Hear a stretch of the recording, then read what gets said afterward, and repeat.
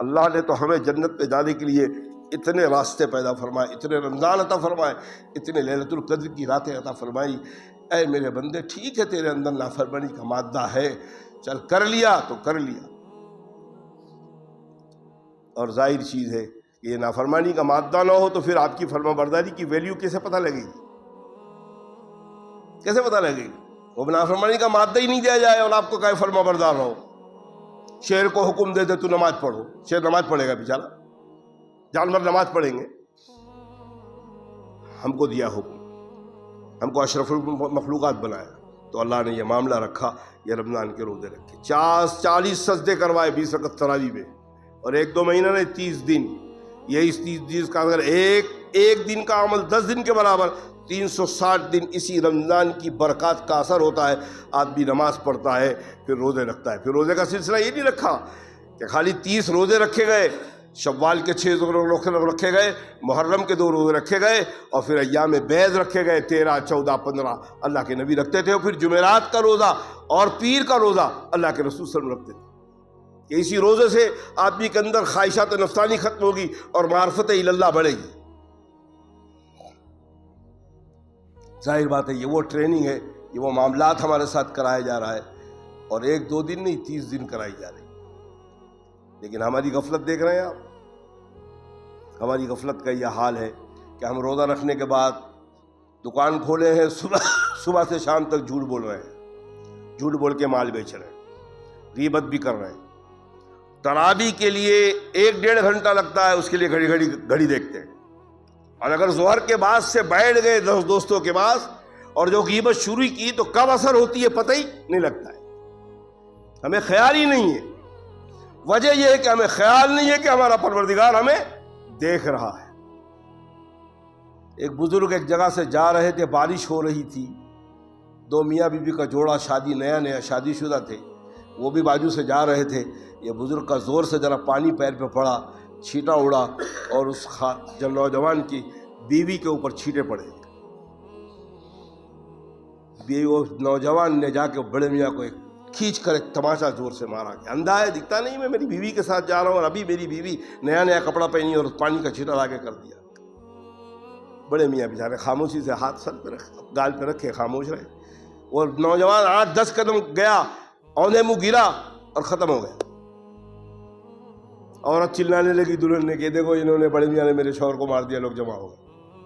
فرمایا کیا بڑے میاں؟ فرمایا میں یہاں کھڑا ہوں، وہ وہاں مرا ہے، میرا اتنا لمبا ہاتھ ہے میں نے یہاں سے مار دیا، پوچھو اس کو میں نے کیا کیا۔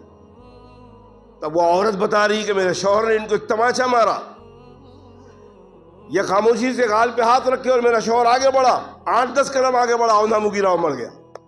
تب بڑے میاں نے فرمایا کہ یہ 2 یاروں کی لڑائی ہے۔ اللہ اکبر، کیا وہ اللہ والے لوگ، یہ 2 یاروں کی لڑائی ہے، اس کے یار نے مجھے ایک تماچا مارا، میں برداشت کر گیا، میرے یار نے جب اس کو مارا یہ برداشت نہیں کر سکتا۔ نوجوانوں سے درخواست ہے، نوجوانوں اللہ کو اپنا یار بنا لو، اللہ تمہارا یار ہو گیا ساری دنیا تمہاری ہوگی۔ اس نوجوانی کی عبادت کو اللہ بہت پسند فرماتے ہیں۔ نوجوانی میں ان آنکھوں کو غیر محرم سے روک لو، کسی کے غلط مال پہ روک لو، اللہ کو بہت، کل وہ عرش کے سائے میں جگہ ملے گی جہاں کسی کو سایہ نہیں ملا ہو، اس نوجوان کو سایہ ملے گا جو یہاں وہ نوجوان اپنے پروردگار کا خیال رکھے گا کہ اللہ کا حکم کیا ہے، طریقہ کیا ہے جناب رسول اللہ صلی اللہ علیہ وسلم کا، اور اس کی ٹریننگ کرواتے رہتے ہیں۔ یہ روزانہ معاملہ چلتے رہتا ہے۔ آپ دیکھ رہے ہیں 1.25 پارہ قرآن پاک پڑھا جا رہا ہے آپ کی مسجد میں، کہیں 1.5 پارہ پڑھا جا رہا ہے۔ حضرت قاری طیب صاحب رحمۃ اللہ علیہ کے پیچھے الحمدللہ 9 سال مجھے حضرت کے پیچھے تراویح پڑھنے کا، 1 پارہ آپ پڑھتے تھے، 1 پارے کے ساتھ 2 پیج، 1-2 رکوع، 3 رکوع زیادہ پڑھتے تھے، 29ویں شب کو آپ قرآن پاک کو ختم کرتے تھے۔ اور کیا بتاؤں وہ لذت حضرت کے پیچھے، قاری صاحب رحمۃ اللہ خود فرماتے تھے کہ کسی باعمل عالم کے پیچھے نماز پڑھ رہے ہو گویا کسی نبی کے پیچھے نماز پڑھ رہے ہو۔ اللہ نے وہ اعزاز ہمیں، ہمارے والدین کی اللہ مغفرت فرمائے، ہمارے والدین کی وجہ سے اللہ نے ہمیں یہ نصیب فرمایا۔ اور پھر اس کے بعد درس تفسیر کرتے تھے، اللہ اکبر، آپ کا انداز، آپ کا بیان، بس کیا بتاؤں آپ کو، جب یاد آتی ہے تو راتوں کو روتے ہیں جنہوں نے حضرت قاری صاحب کو دیکھا اور سنا ہے۔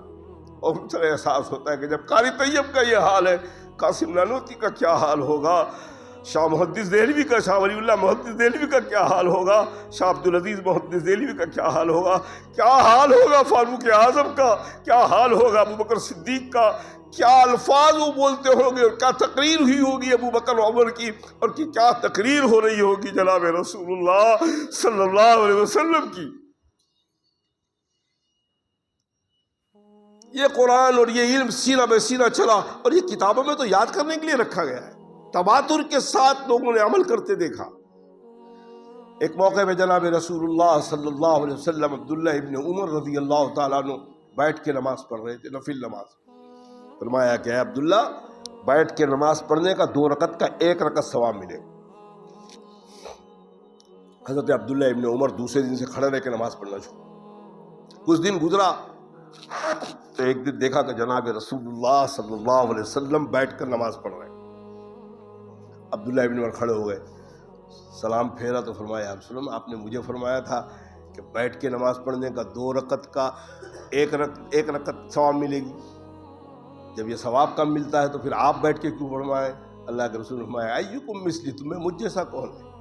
اے عبداللہ، تم اپنے کھڑے رہنے پر میرے بیٹھنے کا شمار نہیں کر سکتے، میرا بیٹھنا تمہارے 1 لاکھ کھڑے رہنے پر بھاری ہے، میں وہ اللہ کا بندہ، میری وہ قربت وہ اللہ سے ہے میری۔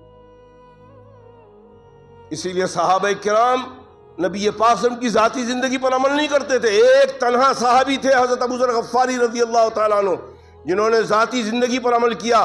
انجام یہ ہوا کہ عثمان غنی رضی اللہ تعالیٰ عنہ نے مدینہ شہر سے نکل کر جا کے شہر کے باہر راہو جا کے ابو ذر غفاری کو فرمایا۔ صحابہ نے وہ عمل کیا جو صحابہ کو حکم دیا گیا، اور صحابہ نے جو عمل کیا اللہ کے نبی صلی اللہ علیہ وسلم خاموش رہے اور اس کو پسند فرمایا۔ اللہ کے رسول نے کبھی پائجامہ نہیں پہنا، اللہ کے رسول تہمت باندھتے تھے، لیکن ایک صحابی پائجامہ پہن کے آئے، اللہ کے رسول خوشی ہوئے دیکھا، فرمایا کہ شرمگاہ چھپانے کا بہترین انداز ہے۔ صحابہ کو عمل کا طریقہ مل گیا۔ حضرت علی رضی اللہ فرمایا کہ غسل جنابت آدمی کر رہا ہو، سر میں بال ہو، ایک بال اگر خشک رہ گیا غسل نہیں ہوگا، غسل نہیں ہوا وضو نہیں ہوگی، وضو نہیں تو نماز نہیں۔ حضرت علی رضی اللہ تعالیٰ بہت خوبصورت بال رکھتے تھے، بڑی اچھی بہترین زلفیں تھیں۔ دوسرے دن دیکھا تو اللہ کے رسول صلی اللہ علیہ وسلم دیکھا کہ ٹکلے ہو گئے۔ یہ جو بال اتارنے کا جو طریقہ ہے یہ حضرت علی رضی اللہ تعالیٰ عنہ سے چلا۔ حضور اکرم صلی اللہ علیہ وسلم کے سامنے آئے، فرمایا علی خیریت تو ہے؟ اتنے خوبصورت بال تھے تم نے اتار دیے۔ فرمایا یا رسول اللہ کل آپ کی وہ بات سنا۔ علی نے سوچا نہ بال رہے گا نہ خشک ہونے کا معاملہ رہے گا، اللہ کے در ہم کامیاب ہو جائیں گے۔ حضور اکرم صلی اللہ علیہ وسلم نے فرمایا کہ اے علی، اللہ سے ڈرنے کا بڑا اچھا انداز اختیار کیا ہے۔ یہ صحابہ کے اعمال ہیں۔ ہم تو بہانے ڈھونڈتے ہیں، ہم تو مولوی سے فتویٰ پوچھتے ہیں، عشاء کی کتنی ہے، 17 ہے کہ کتنی ہے؟ 17 میں تو نفل بھی ہے، 20 کی جگہ 8 تراویح پڑھیں گے، ننگے سر پڑھیں گے، ہم تو بہانے ڈھونڈتے ہیں۔ صحابہ کرام رضوان اللہ تعالیٰ اللہ کی طرف اپنے مرتبے کو بلند کرنے کے لیے بہانے عمل کرنے کے لیے ڈھونڈتے تھے، ہم عمل سے بچنے کے لیے بہانے ڈھونڈتے ہیں۔ اللہ ہم سب پر رحم فرمائے۔ تو بہرحال دوستوں، مسئلہ یہ کہ یہ رمضان کا مہینہ اللہ نے عطا فرمایا، یہ عبادت کا ابتدائی مہینہ شروع ہوتا ہے رمضان سے، پھر اس کا اثر پورے تک رہتا، اور شعبان اختتام ہے کہ اللہ کے نبی نے فرمایا کہ اسی مہینے میں عالم ارواح کے اندر، فرشتوں کے اندر اور عالم آسمانی دنیا میں لوگوں کی عمریں، موت اور زندگی حوالے کر دی جاتی ہے، فرشتوں کے حوالے کر دی جاتی ہے، اور اسی عمر سے آپ کے اعمال چلتے ہیں۔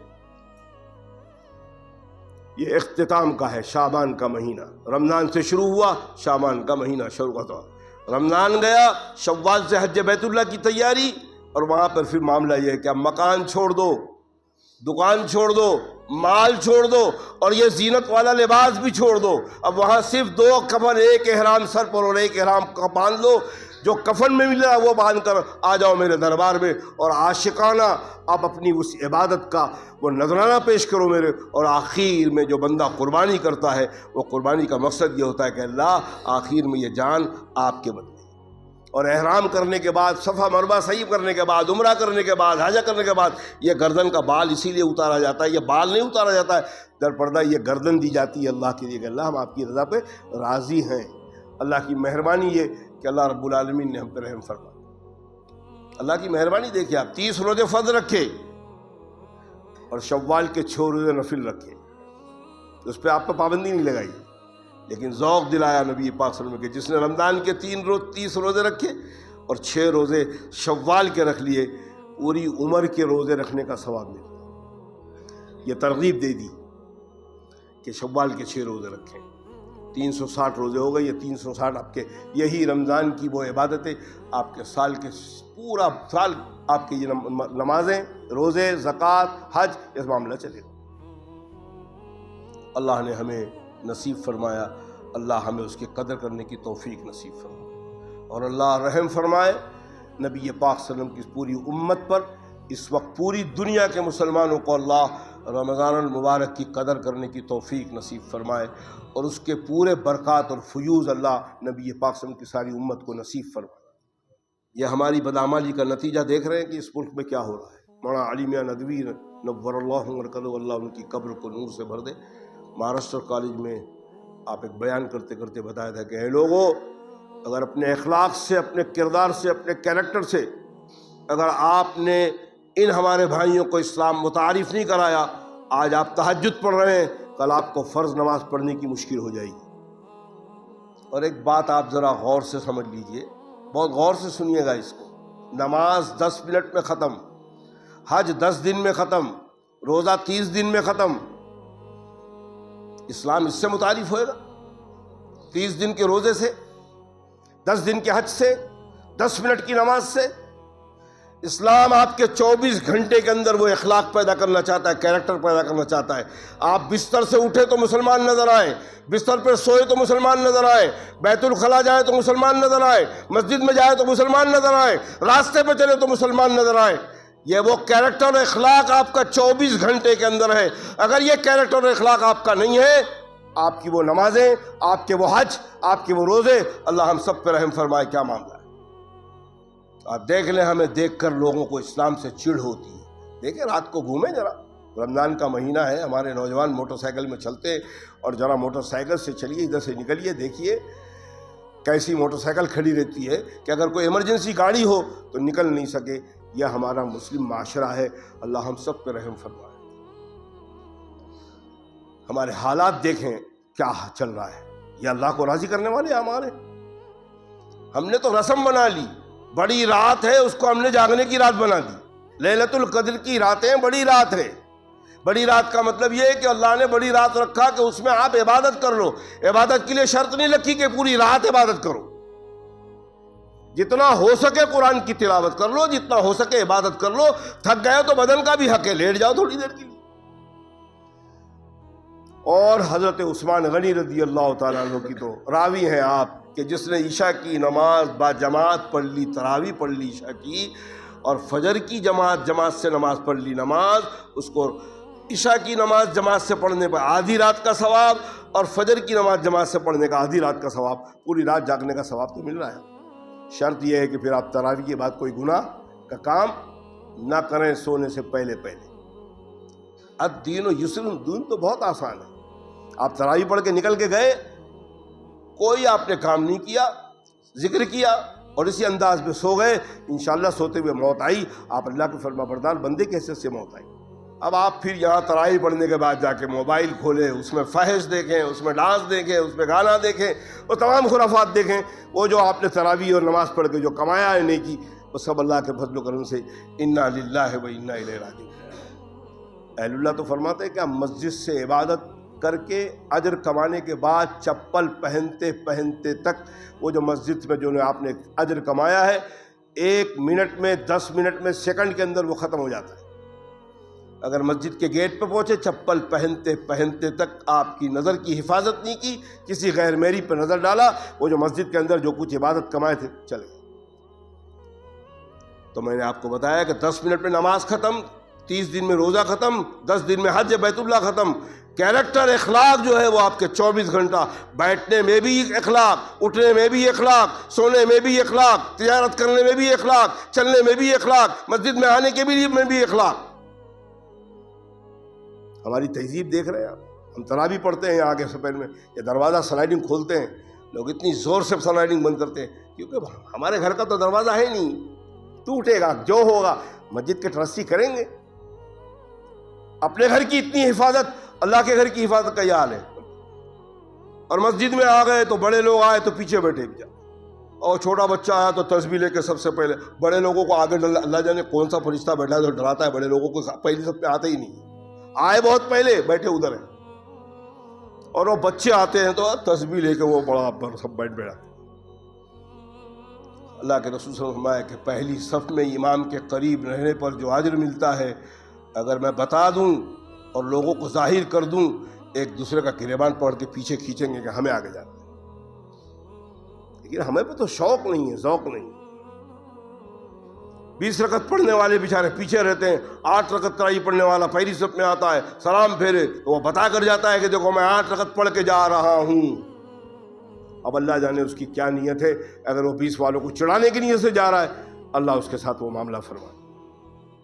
اللہ ہم پہ رحم فرمائے, کرم فرمائے. دوستو یہ کہنا سننا اس لیے کہ اللہ مجھے عمل کی توفیق دے, اللہ آپ کو عمل کی توفیق دے. بڑی رحمتیں, بڑی نعمتیں اللہ نے عطا فرمائی.